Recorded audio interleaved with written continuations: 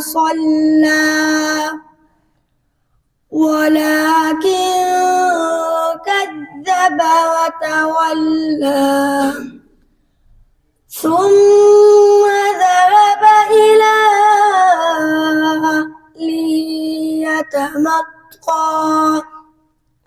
أولى لك فأولى ثم أولى لك فأولى أيحسب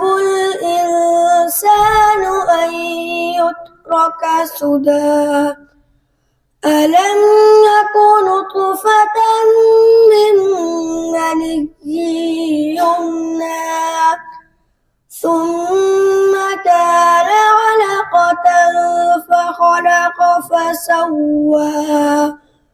فجعل منه الزوجين الذكر والأنثى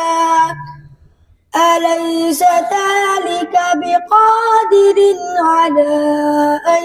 يحيي الموتى صدق الله العظيم.